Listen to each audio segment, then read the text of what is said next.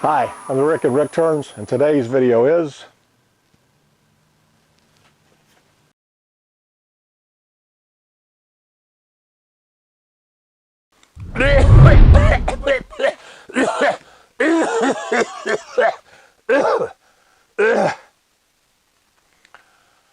traveling by black smoke is convenient and fast, but it does have a few drawbacks. Well, I'm Rick Morris. This is the Rick Turns channel.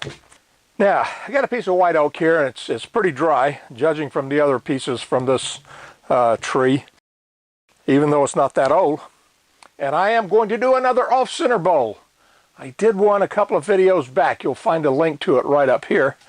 It turned out okay, but being a glutton for punishment, I'm going to do another one. But this time, I've got a ace up my sleeve, and that is this right here.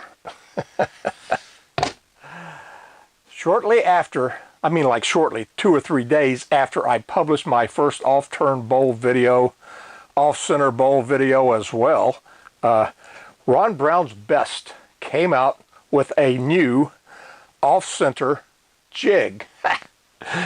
He was obviously watching my channel and he said, hey, this guy really needs help.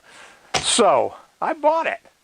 And it's really pretty neat. I've only used it once, but it's cool. Today will be my second time. The interesting thing about this is that the off-centerosity comes from this wheel right here, meaning that your bowl, which is normally going to be initially turned on center in your chuck, well, it's going to stay on center in your chuck, and it screws into here.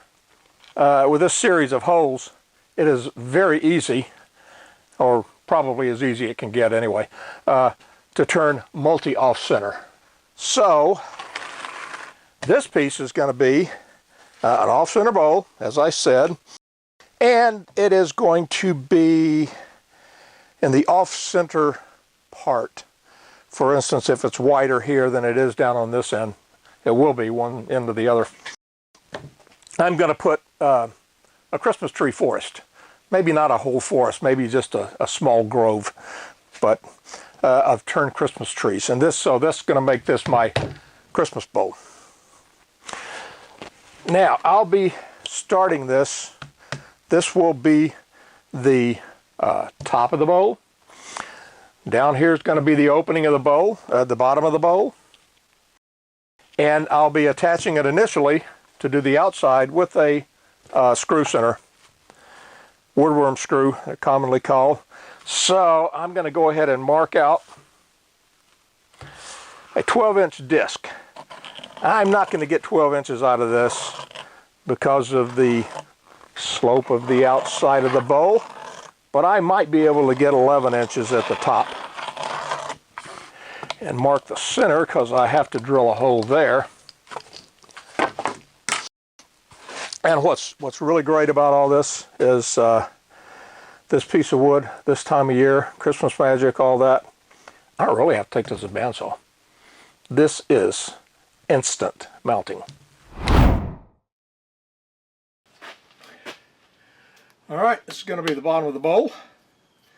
I am going to be, first of all, turning this down to round and then setting the outside. And of course, I'm going to need to turn a tenon. Shall I use a tenon? Yeah, I'll use a tenon this time for my chuck. That's 1,000 RPM, only a little bit of vibration.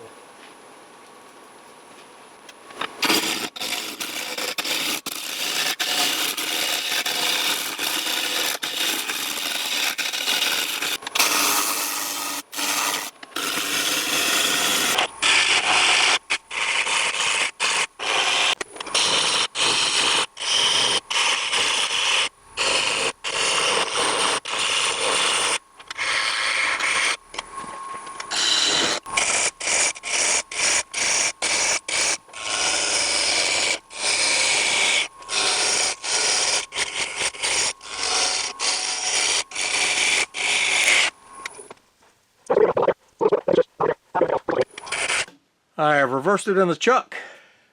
So it's now being held by that tenon that I turned. I trued up the outside again. It was a little off. Now I'm just going to flatten this. Then I'll be ready for the off-center part. This is my 5/8 inch bowl gouge, and I'm just under 1,000 RPM.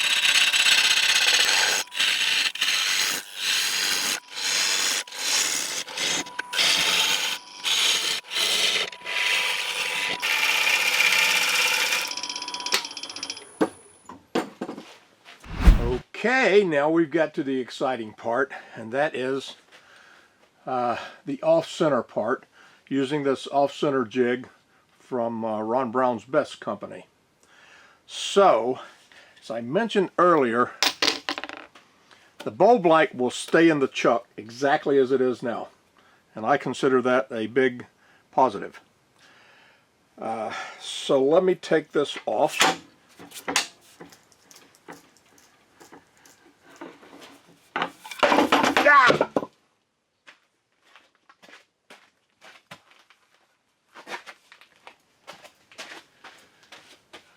I'm not always this clumsy. And the jig here goes on.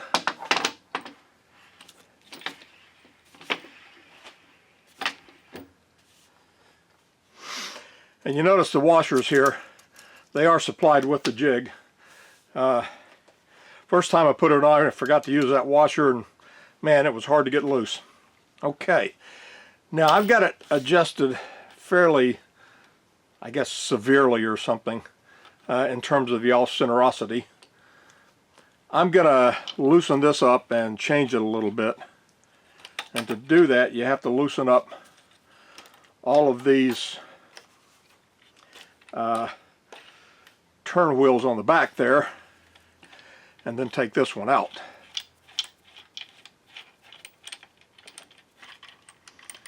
All right, there's washers there, got to be careful not to drop them. So with all the sawdust on my floor, who knows where they would end up. Or who knows if I'd find them. Okay, and now I'm going to try this one to begin with. And I may have to adjust that. So now I've selected an off-center index in effect, and I just need to tighten everything up again.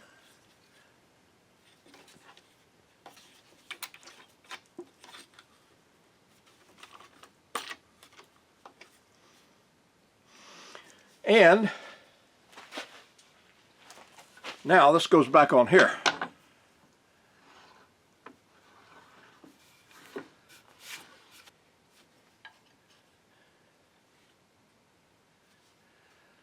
All right, so that is the point I want to start with, and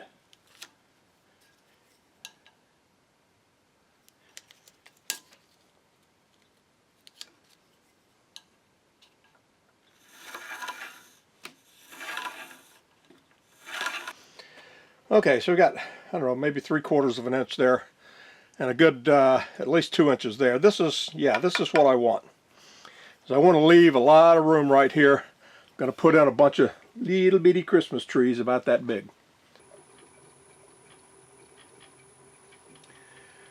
Well, that's only 250 RPM, but anything faster than that is giving me some pretty serious vibration. So I'm going to stick with this right here and turn that. Okay, a whopping 250 RPM, 5/8 inch bowl gouge.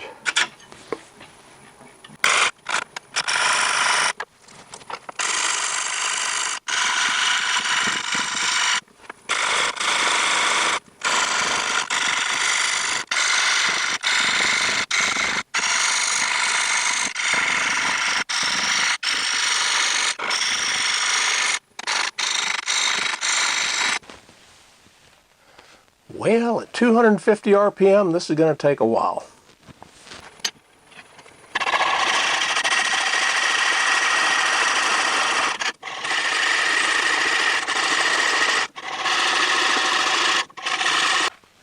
It's been a while. Turning at 250 RPM, really slow. I'm finishing up the interior here. That's the right depth.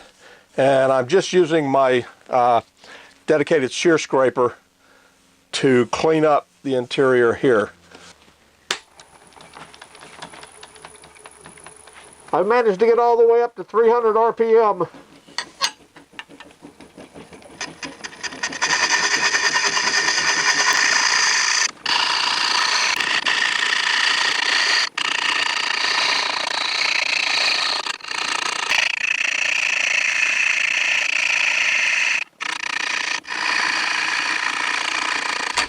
That has taken a long time.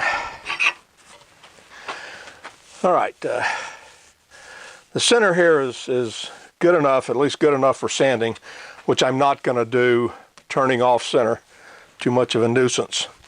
As you can see right along in here, really chewed up some of the grain right in there, some of the surface, where I managed to slip the gouge off trying to get it started just straight. So I'm going to clean this up. However, I can now put this back on center, and it will be a lot easier to finish up that surface. All right, I'm back on center, and I need to clean this up because I messed it up pretty good. But it won't take long. Okay, right around 950 RPM.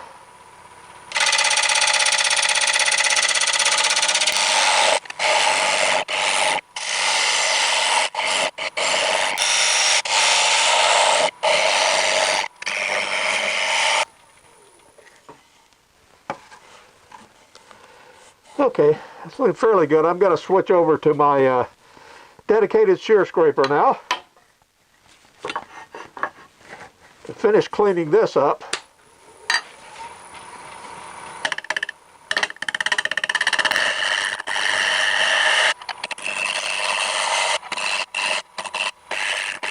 This is ready for sanding, but it's not finished. Actually, I don't think it's quite ready for sanding. I'm going to put some glue there. That looks like about the only bad place. Maybe stuff a little glue and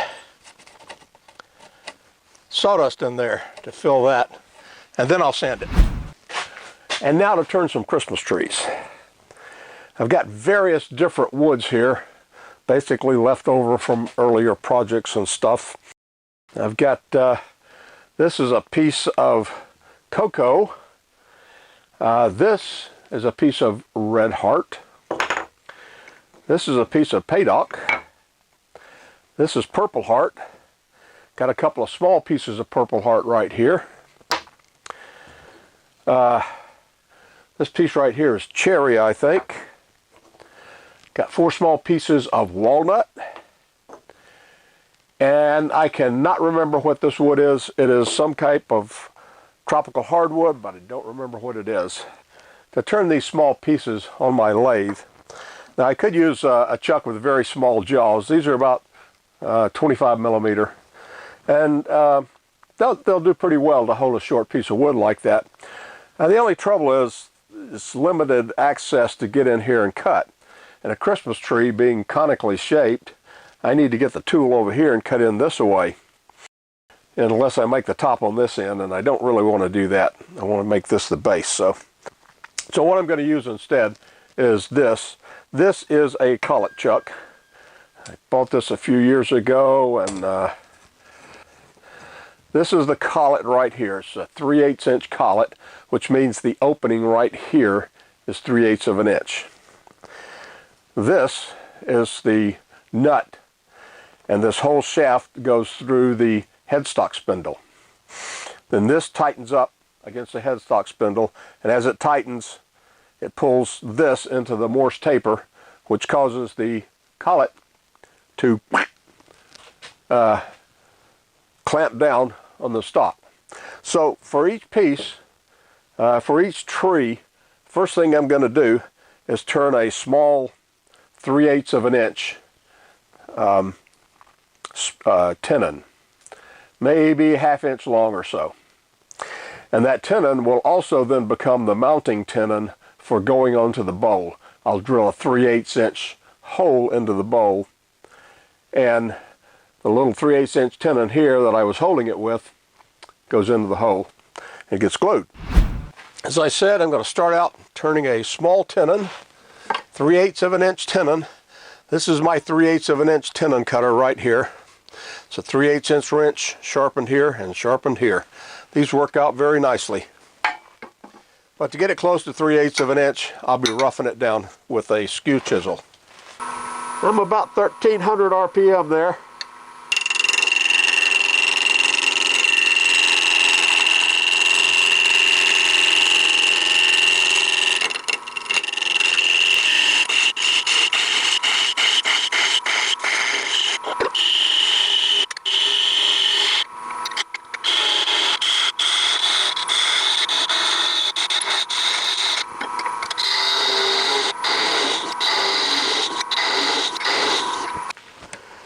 And make sure that's small enough for my collet.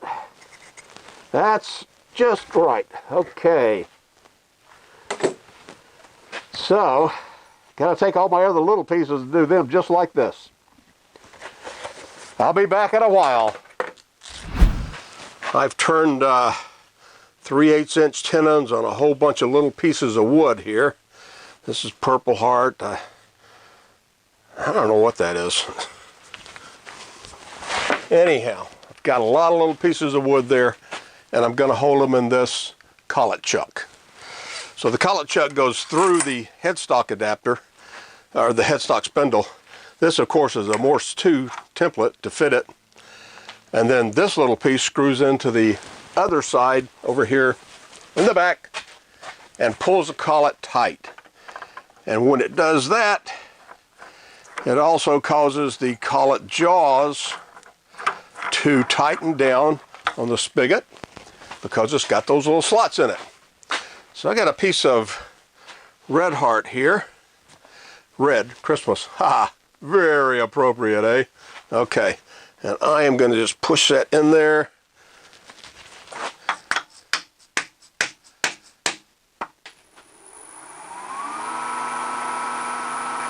That's around 1300. That's 1450, that's plenty.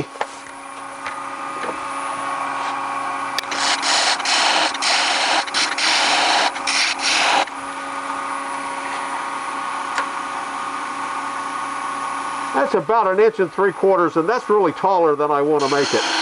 So there's going to be the top right there.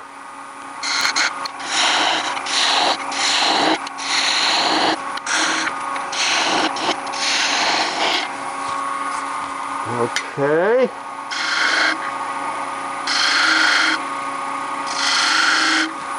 Those are the branch definition marks.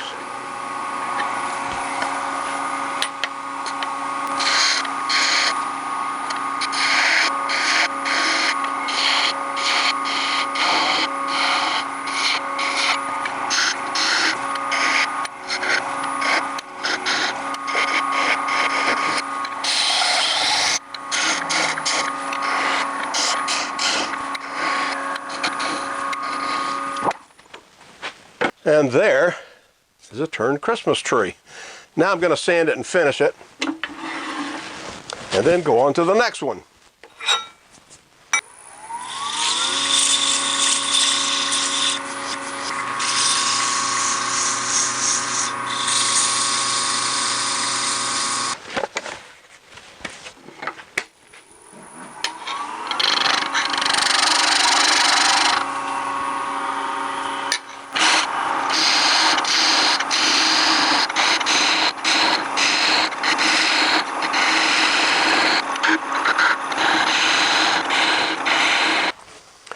Tree number 8, let's see.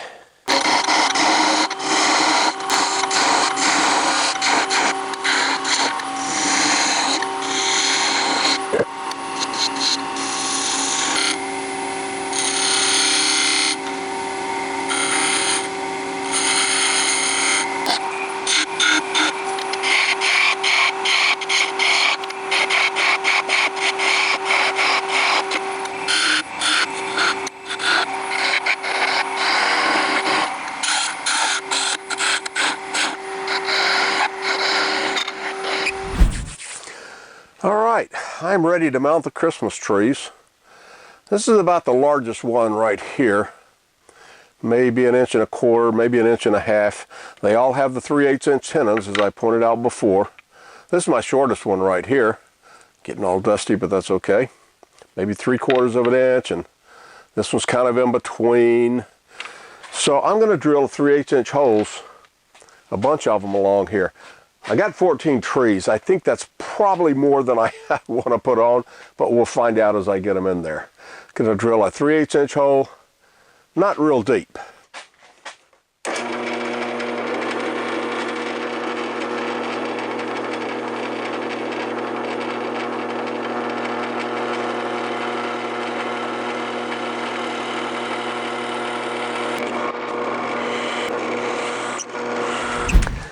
Now, gluing it together. I'm going to use epoxy because unfortunately the holes are a little loose for some of the tenons here. That's my fault. I reduced the size of some of those tenons to get them to fit into the collet chuck a little bit easier. Mix it up.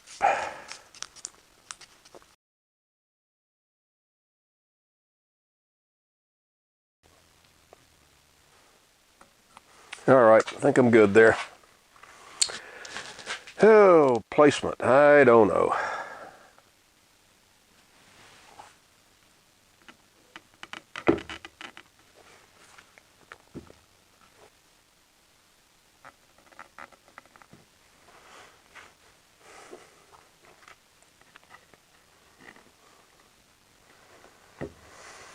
All right, yeah, I should have got those holes placed a little farther apart. Oh well. I'm not going to fix it now, that's for sure. Now that epoxy needs to set up for a few minutes, and then really it's done, and I'll be back to show you the final product. And it's done. And it actually turned out pretty good. Looks better looking on it from the side than right down at the top. But I like that. So, that's not bad. I like it. I think my wife's going to like it. She's already claimed it. See you next video.